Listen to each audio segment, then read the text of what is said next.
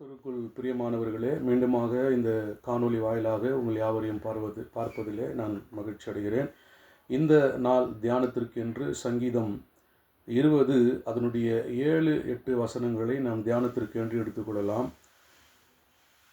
சிலர் ரதங்களை குறித்தும் சிலர் குதிரைகளை குறித்தும் மேன்மை பாராட்டுகிறார்கள். அவர்கள் முறிந்து விழுந்தார்கள், நாங்களோ எழுந்து நிமிர்ந்து நிற்கிறோம் என்று வேதம் சொல்லுகிறது. ரதங்களை குறித்தும் குதிரைகளை குறித்தும் மேன்மை பாராட்டினவர்கள் முறிந்து விழுந்தார்கள் என்று வேதம் சொல்லுகிறது. அப்படியானால் இந்த குதிரைகளையும் ரதங்களையும் சாதாரணமான ஒரு மனிதனாலே அதை பயன்படுத்த முடியாது. குதிரைகளை யுத்த வீரர்கள் மாத்திரம் பயன்படுத்த முடியும். ரதங்களை ராஜாக்கள் மாத்திரம் பயன்படுத்த முடியும். இப்படிப்பட்ட குதிரைகளும் ரதங்களுமே முறிந்து விழுமானால் நாம் அநேக நேரத்திலே விழுவது அது நிச்சயம். ஆனால் தேவனை குறித்து மேன்மை பாராட்டுகிற தேவ பிள்ளைகள் அவர்கள் ஒரு நாளும் விழமாட்டார்கள் என்று வேதம் சொல்கிறது. அப்படியானால் தேவனை குறித்து மேன்மை பாராட்டுகிற தேவ பிள்ளைகள் அல்லது தேவ ஜனங்கள் எப்படி இருப்பார்களாம்? வசனம் சொல்லுகிறது 8வது வசனத்திலே, எழுந்து நிமிர்ந்து நிற்கிறோம். 3 காரியங்களை ஆண்டவர் அங்கே நமக்கு கற்றுக் கொடுக்கிறார். முதலாவதாக, ஒரு தேவ பிள்ளை தேவனை குறித்து மேன்மை பாராட்டுவானால் அவன் எழுந்திருப்பான் என்று வேதம் சொல்லுகிறது. இன்றைக்கு இந்த வருடத்திலே ஒருவேளை அநேக காரியங்களிலே எழுந்திருக்க முடியாத ஒரு சூழ்நிலையிலே நீங்களும் நானும் இருக்கலாம். ஆனால் கர்த்தர் நம்மை எழுந்திருக்க பண்ண போகிறார். எதிலிருந்து நாம் எழுந்திருக்க கர்த்தர் உதவி செய்வார் என்று சொன்னால், வேதம் சொல்லுகிறது, உன் பலவீனத்திலிருந்து நீ எழுந்திருக்க வேண்டியது அவசியம். வேதத்திலே அன்றைக்கு பலவீனமாக இருந்த அந்த ஸ்திரியை கர்த்தர் எழுந்திருக்க பண்ணினார். அவருடைய பலவீனத்திலிருந்து அவர்களை எழுந்திருக்க பண்ணினார் என்று வேதம் சொல்கிறது. அநேக பலவீனர்கள் வேதத்தில் இருந்தார்கள். அவர்களையெல்லாம் தேவன் எழுந்திருக்க அவர்களுக்கு கிருபை பாராட்டினார். இந்த காலைவெளியிலும் உங்கள் பலவீனத்திலே நீங்கள் எழுந்திருக்க வேண்டும் என்று கர்த்தர் உங்களுக்கு ஞாபகப்படுத்துகிறார். இரண்டாவதாக, நாம் எதிலிருந்து எழுந்திருக்க வேண்டும்? வியாதியிலிருந்து நீங்கள் எழுந்திருக்க வேண்டும் என்று கர்த்தர் விருப்பப்படுகிறார். மூன்றாவதாக, துக்கத்திலிருந்து நீங்கள் எழுந்திருக்க கர்த்தர் விருப்பம் கொள்ளுகிறார். இந்த 3 காரியங்களில் கர்த்தர் விருப்பம் கொள்ளுகிறார். ஆனால் 4வது ஒரு காரியத்தை கர்த்தர் நம்மிடத்தில் எதிர்பார்க்கிறார். அது என்னவென்றால், தூக்கத்திலிருந்து எழுந்திரு.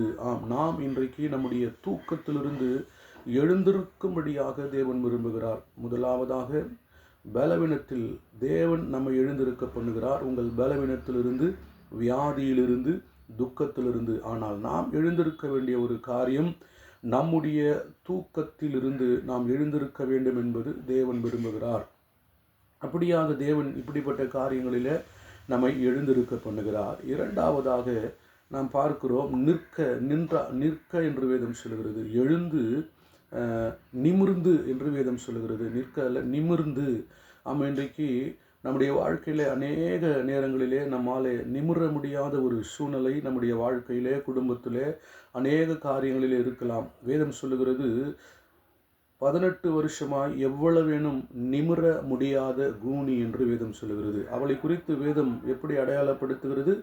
ஆபிரகாமின் குமாரத்தி என்று வேதம் சொல்லுகிறது. அப்படி என்றால், இயேசுவை அறிந்திருந்தால், சத்தியத்தை அறிந்திருந்தால், ஆலயத்திற்குள் இருந்தால், ஆனால் இருந்தாலும் எவ்வளவேனும் அவர்களால் நிமிர முடியவில்லை. இன்றைக்கும் நம்முடைய வாழ்க்கையில் கூட ரட்சிக்கப்பட்டிருக்கிறோம், அபிஷேகம் பண்ணப்பட்டிருக்கிறோம், ஆலயத்திற்கு போய் கொண்டிருக்கிறோம், ஊழியங்களை செய்து கொண்டிருக்கிறோம். ஆனால் ஏதோ ஒரு விதத்தில் இன்னும் நம்முடைய வாழ்க்கையிலே நம்மால் நிமிர்ந்து பார்க்கக்கூடாத ஒரு சூழ்நிலை இருக்கிறது. இன்றைக்கு நம்மை கர்த்தர் நிமிர பண்ண போகிறார். அப்போ நிமிர்ந்து என்கிற அந்த வார்த்தைக்கு எதிர்ச்சொல் குனிந்து என்று சொல்லப்பட்டிருக்கும். அப்போ இன்றைக்கு ஒருவேளை நம்ம எங்கே கர்த்தர் நம்மை நிமிர பண்ண போகிறார் என்று சொன்னால், நாம் எந்த இடத்திலே குனிந்தோமோ அந்த இடத்திலே கர்த்தர் நம்மை நிமிர பண்ண போகிறார். இதை நீங்கள் விசுவாசித்தால் கர்த்தர் உங்களுடைய வாழ்க்கையில் அப்படியே செய்வார். அதை அப்படியே அபியாசப்படுத்துவார். இன்றைக்கு கர்த்தர் உங்களை நிமிர்ந்து நிற்கும்படி கர்த்தர் செய்ய போகிறார். அதில் எந்த விதமான மாற்றுதலும் இல்லை. யோசேப்பு குறித்து வேதம் சொல்லுகிறது. ஆதியாகமத்தின் புஸ்தகம் 37:7 நீங்கள் வாசித்து பார்த்தீங்கன்னா, எல்லாருடைய தன்னுடைய சகோதரிய அரிக்கட்டெல்லாம் குனிந்திருந்துதான், ஆனால் யோசேப்பினுடைய அரிக்கட்டு நிமிர்ந்தது என்று வேதத்திலே பார்க்கிறோம். ஆம், இன்றைக்கு கர்த்தர் உங்கள் அரிக்கட்டுகளை அவர் நிமிர பண்ண போகிறார். உங்கள் நுகத்தடிகளை முறித்து உங்களை கர்த்தர் நிமிர பண்ண போகிறார்.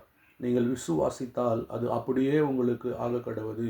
மூன்றாவதாக வேதம் சொல்கிறது, தேவன் நம்மை, வேதம் சொல்கிறது நிற்கிறோம். ஆம், எங்கே நாம் நிற்க வேண்டும் என்பது நமக்கு அவசியம்.